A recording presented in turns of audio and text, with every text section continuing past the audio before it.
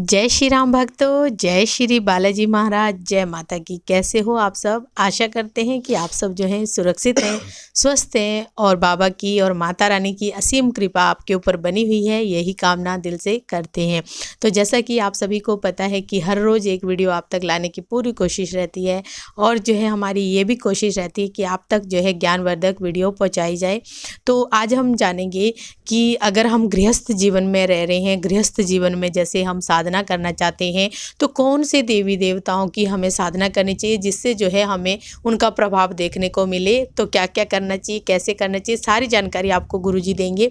अंत तक बने रहें। अगर वीडियो अच्छी लगती है तो लाइक करें, शेयर करें, कमेंट करें और अगर आप हमारे चैनल पर पहली बार देख रहे हैं तो चैनल को ज़रूर सब्सक्राइब करें। साथ में बेल आइकन है उसको प्रेस करें ताकि आने वाली हर एक वीडियो की नोटिफिकेशन आप तक पहुँच जाए और जो है माँ के प्यारे चैनल को भी ज़रूर सब्सक्राइब करें। चलिए शुरू करते हैं आज की वीडियो। जय श्री राम जी। जय श्री राम, जय श्री बालाजी महाराज। मेहंदीपुर की पवित्र कृपा आपके परिवार पर निरंतर बरसती रहे और माँ जगत जननी माँ भवानी अंबिके की कृपा भी आपके परिवार पर बरसती रहे। और जैसा कि आप जानते हैं कि नवरात्रि जो है वो गुप्त नवरात्रि चल रही है और माँ की असीम कृपा आपके ऊपर बन रही है। तो जैसा कि कोई सीजन होता है किसी भी चीज़ का और भक्ति का, भाव का, और भक्ति के लिए कोई भी समय मान लो ये नहीं कि हमें देखना पड़ता है, सभी समय बहुमूल्य होते हैं।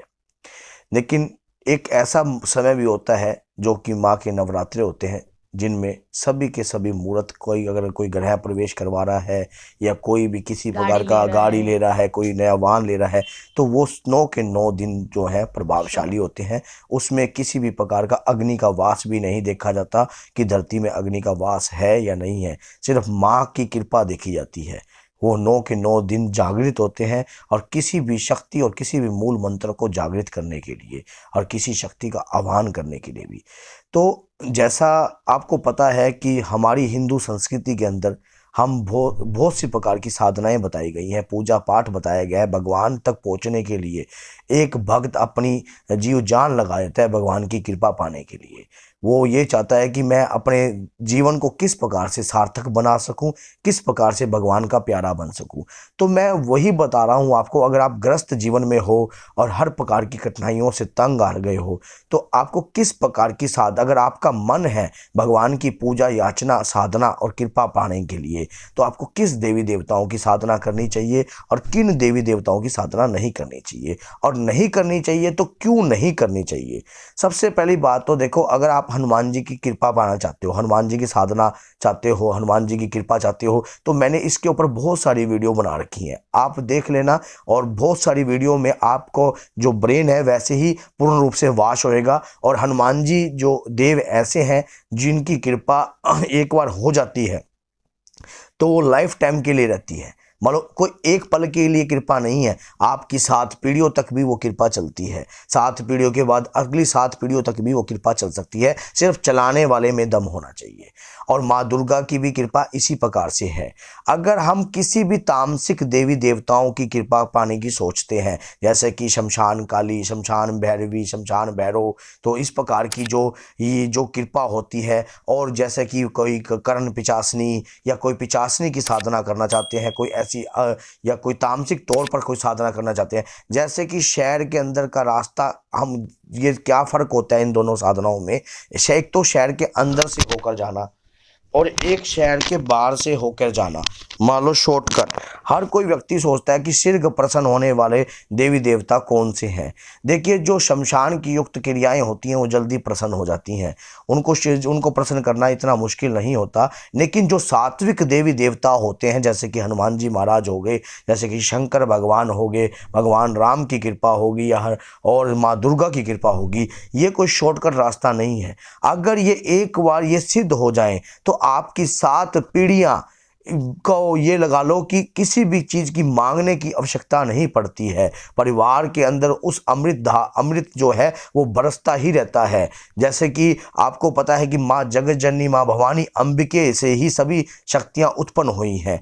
तो उसी प्रकार से क्या है कि जैसा मैंने आपको बताया कि एक शहर में जाने का दो रास्ते होते हैं, एक बाईपास होता है और एक शहर के अंदर जाने का होता है। जो अंदर जाते हैं उसमें बहुत तकलीफ होती है, ट्रैफिक होता है, तेल भी फालतू लगता है गाड़ी का, और ये लगा लो क्या पता जाम में भी लग जाओ, क्या पता वो जाम जो है 3 घंटे लग जाए, क्या पता 5 घंटे लग जाए, क्या पता 6 घंटे लग जाए। और एक शहर से दूर है लेकिन शहर से बारों बार निकालकर आपको आपकी मंजिल तक पहुंचा देता है।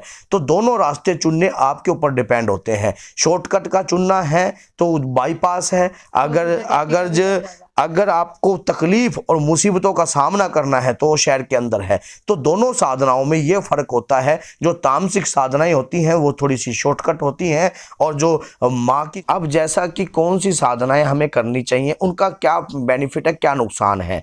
अब नुकसान के बारे में मैं आपको बताता हूँ। सात्विक साधनाएं और तामसिक साधनाओं का किस प्रकार से प्रभाव पड़ेगा।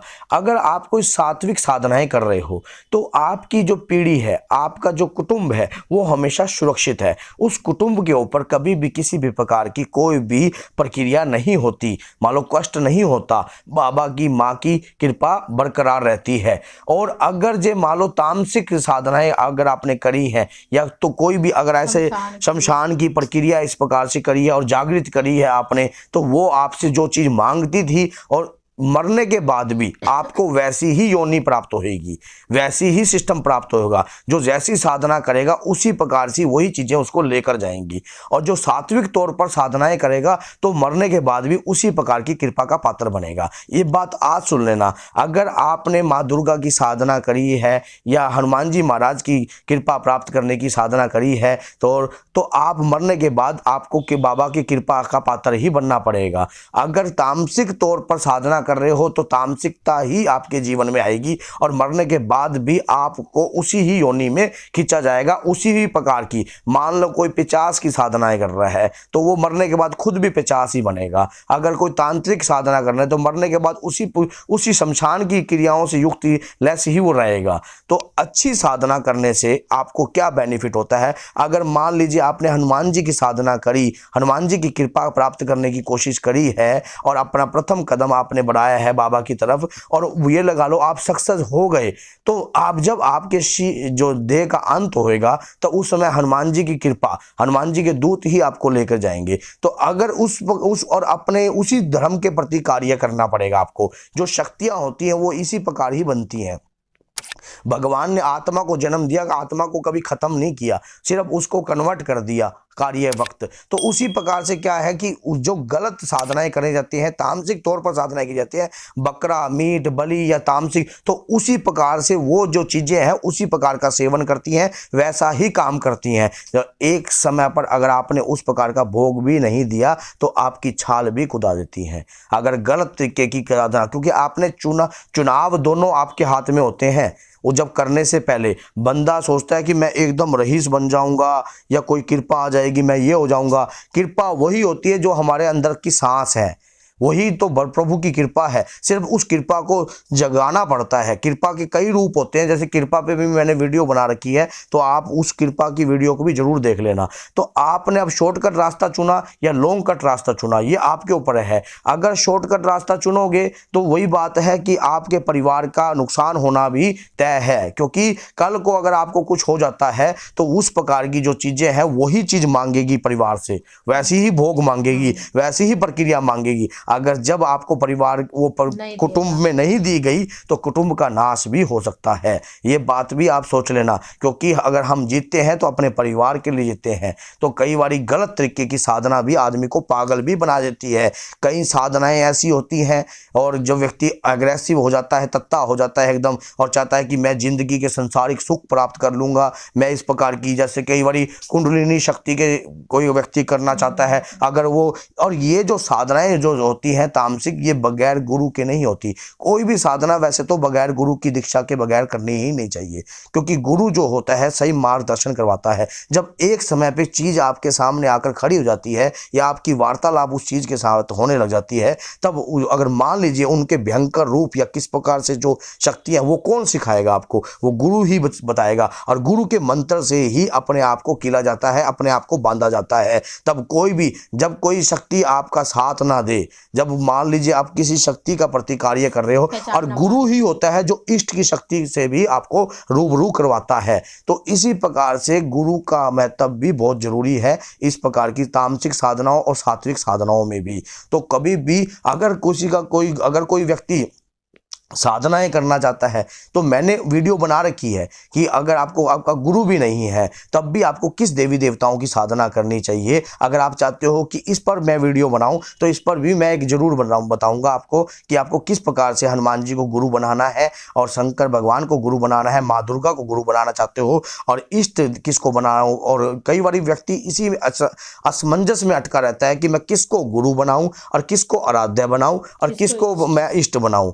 तो अगर चाहते हो कि आपको मैं इस असमंजस से निकाल दूं और आपको अच्छी मानो बताऊं, तो इस पर भी एक वीडियो बन सकती है। अगर आप कमेंट बॉक्स में ये लिखकर भेज दो। अगर ज़्यादा लिखे आएंगे तो मेरे को मजबूर होना पड़ेगा, बनाना ही पड़ेगा। तो भैया ये मैंने वीडियो बनाई है, आपके लिए बनाई है, क्योंकि नवरात्रि का दौर चल रहा है। बंदा पता नहीं किसी के कहे में बकाए में और कई बार ऐसे गलत कदम उठाकर बैठ जाते हैं, और वो क्या पता ऐसे।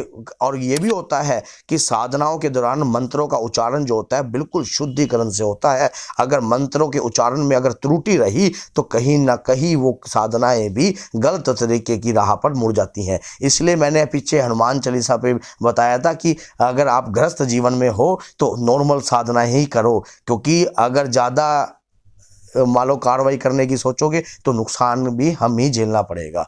तो बोलिए जय सीताराम, जय श्री बालाजी महाराज। मेहंदीपुर की पवित्र कृपा आपके परिवार पर निरंतर बरसती रहे और माँ जगत जननी माँ भवानी अंबिके की कृपा आपके घर में हमेशा वास करे। जय माता की।